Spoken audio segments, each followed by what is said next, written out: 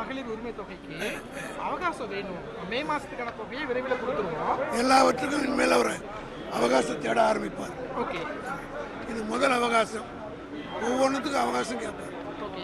இந்த காரணம் என்னன்னா, அவர் பை ஆக்சிடென்ட்டாக ஒரு முதலமைச்சராக வந்தவர். அதனால அவர் இது போன்ற பதில் தான் சொல்ல முடியும். கல்லூரி மாணவர்களுக்கு கொடுக்குற திட்டம் தொடரும், அவங்களுக்கு வர வச்சிருக்காங்க. அதாவது நேற்று சொன்ன மாதிரி சட்டசபையில் சொன்ன மாதிரி முந்தைய அரசு கொண்டு வந்த நலத்திட்டங்கள் தொடரும் சொல்லி ஒரே நாளில் முறையாக சட்டசபையில் மரபு என்ன, எதிர்கட்சி தலைவர் பேசின பிறகு உடனடியாக ரிப்ளை முதலமைச்சரோ அல்லது ஃப்ளோர் லீடரோ சொல்லுவாங்க. அதை சொல்றதுக்கு விட்டுட்டு யாரோ எழுதி கொடுத்த அறிக்கையை பின்னாடி வெளியிடுறார்.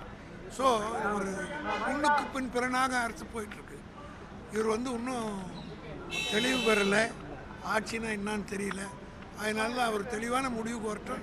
அதுக்கு பிறகு நாங்கள் 25 அதிமுக எம்எல்ஏக்கள் ஆதரவு கொடுத்துருக்காங்க. கேம்பெயினில் அதிமுக ஊழல் கட்சின்னு சொல்லியிருக்காங்க. இப்போ 25 எம்எல்ஏக்கள் ஆதரவு. இதெல்லாம் பார்க்கலாம், பார்த்துட்டு தான் இருக்க போகிறோம். அதாவது தூய்மைன்னாரு, ஆரம்பமே தூய்மையற்றதில் ஆரம்பிச்சிட்டார். இந்த 5 நாள் கவர்மெண்ட் 717 மதுக்கடைகளை மூடி இருக்காங்க. அதுக்கு நாங்கள் கூட தாங்க மூடணும். 717 நாங்கள் கூட தாங்க வந்த ஒன்று 500க்கு மேற்பட்ட மதுக்கடைகளை மூடணும். நீங்களே தானே செய்திகள்லாம் வெளியிட்டீங்க. புது தொடப்பம் கொஞ்சம் வேகமாக தான் போயிருக்கும். பார்க்கலாம் பொறுத்து. இந்த 5 நாள் செயல்பாடு எப்படி பார்க்குறீங்க கவர்மெண்டோட? இந்த 5 நாள் செயல்பாடு இல்லையே, இருந்தாலும் சொல்கிறதுக்கு முதலமைச்சர் அரசனுடைய திட்டங்கள் தொடரும் அப்படின்னு தெரிவித்திருந்தார். இன்னும் மகளிர் உரிமை தொகைக்கானது கால அவகாசம் தேவை விரைவில் அப்படின்றாங்க. ஆனால் நாளைக்கு போட்டாங்க. எப்படி ஒரு ஏற்கனவே நடைமுறையில் இருக்கிற ஒரு திட்டத்தை தொடர்ந்து செயல்படுத்துறது ஒன்று, செயல்படுத்த மாட்டேன்னு முடிவெடுக்கணும் அரசாங்கம், இல்லைன்னா செயல்படுத்தணும். இவங்க அதை பற்றி ஒரு முடிவெடுக்க முடியாமல் இருக்கிறதுங்கிறதே ஒரு அரசாங்கத்துக்கு ஒரு தோல்வி தான்.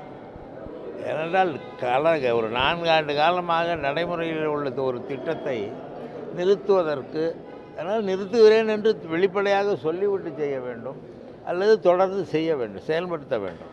அதை நிறுத்துவதற்கு முதலில் நிறுத்த முடியாது. ஏனென்றால் சட்டமன்றத்தில் தீர்மானமாக ஏற்றுக்கொள்ளப்பட்டு நடைமுறையில் உள்ள ஒன்று. அதை மேலும் அதிகரிக்க வேண்டும் என்று கூட நாம் வாக்குறுதி கொடுத்திருக்கிறோம்.